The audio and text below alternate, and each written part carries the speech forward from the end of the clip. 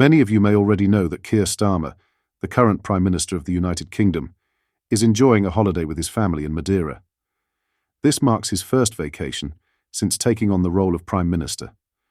Accompanying him are his wife, Victoria Starmer, and their children. However, what should have been a peaceful family getaway has sparked significant controversy, upsetting hundreds of tourists on the island. In today's video, we will discuss this all whilst going over all of the latest news from up and down the country. But first, hit the like button and subscribe to the channel and join our fast-growing community. Just a quick one to say we do have t-shirts available on our website. We have stuck Farmer and Make Britain Great Again ones. Make sure you check the link in the description or go to britishstand.com. According to reports, Starmer and his family were involved in a queue-jumping incident that left many holidaymakers frustrated and angry. The scene unfolded during a visit to Madeira's famous toboggan ride, a popular attraction that often draws large crowds. Some tourists had reportedly waited in line for up to 3 hours to enjoy the ride, only to see the Prime Minister and his family bypass the queue entirely. Eyewitnesses described the incident in detail. One tourist recounted, "We arrived at around 10 a.m. and joined the queue like everyone else.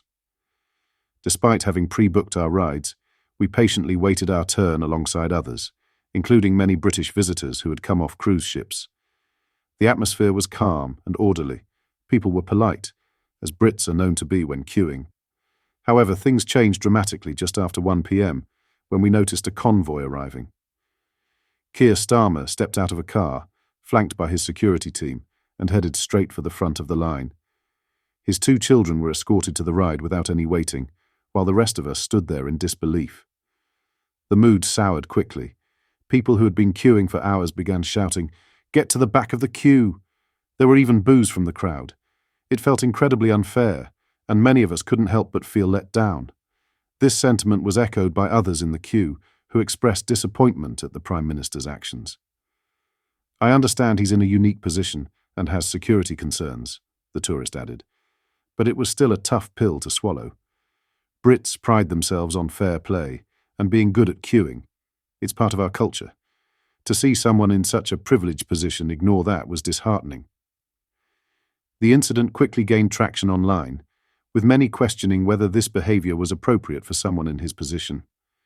Some critics have gone as far as to say that it reflects poorly on his leadership qualities. What should have been a private family moment has now turned into a public relations nightmare for the Prime Minister. The controversy has not only upset British holidaymakers, but also visitors from other countries who were present at the scene. As reactions continue to pour in, the question on many minds is whether this incident is indicative of a larger problem. Is Keir Starmer out of touch with the everyday struggles of ordinary people? Or was this simply a misunderstanding blown out of proportion? What do you think? Was it right for Keir Starmer to skip the queue, given his security requirements? Or should he have waited like everyone else? Let us know your thoughts in the comments below. Don't forget to like and share this video if you believe fairness should always come first. In other news, Labour has been issued a stark warning about their planned inheritance tax changes for farmers, claiming they could drive more agricultural workers into poverty and potentially suicide. Speaking to the media, commentator Sarah Louise Robertson condemned Chancellor Rachel Reeves's proposed tax measures on the farming community. On New Year's Eve, over 4,000 farmers gloriously lit beacons of hope across the UK to signify the fire is still raging against Labour's inheritance tax raid. The protest was organised by Herefordshire farmer Martin Williams, one of 5 farmers who also organised the London Farming Rally on November 19th. Discussing the decision by Reeves on the news, Robertson expressed deep concern that Labour would not listen to farmers' objections to the planned changes. "The farming community has never been under attack as much as it is at the moment," she told the media. She also warned that the proposed tax changes would drive more of them into poverty, drive more of them into suicide, affect their mental health more. Robertson highlighted alarming statistics about farmer suicides, noting that 102 agricultural workers took their own lives in 2019. The commentator revealed stark figures about farmers' financial struggles, pointing out that livestock farm workers typically earn between £9,000 and £22,000 annually. She also emphasised the significant debt burden facing the agricultural sector. Most farms on average are in £200,000 in debt, Robertson claimed. These existing pressures, she argued, make the farming community particularly vulnerable to any additional financial burdens. Robertson warned the tax changes could have far-reaching consequences for Britain's agricultural sector. She later argued that the measures would lead to the loss of more farms across the country.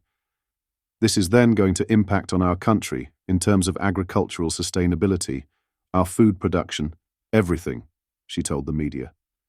The commentator described the proposed inheritance tax changes as the most crippling, craziest tax that is going to hit farmers and the agricultural community so hard.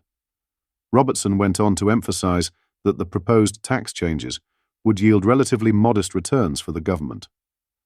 According to the commentator, the inheritance tax measures would only raise £115 million annually. That's nothing in the grand scheme of things, she told the media. She suggested this limited financial benefit failed to justify the potential damage to farming communities. Robertson also argued this relatively small financial gain for the Treasury could come at a devastating cost to farming families and food production. Lastly, Princess Kate and Prince William are being very careful on how to mark the Princess of Wales's birthday. On January 9th, a royal expert has exclusively told the media.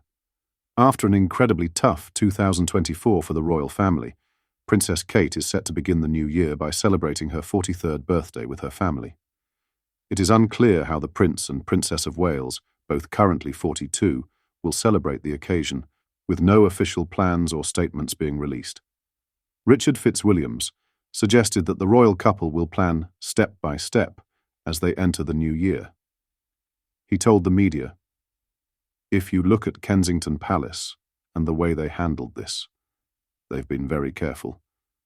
We have absolutely no idea the way she will celebrate her birthday.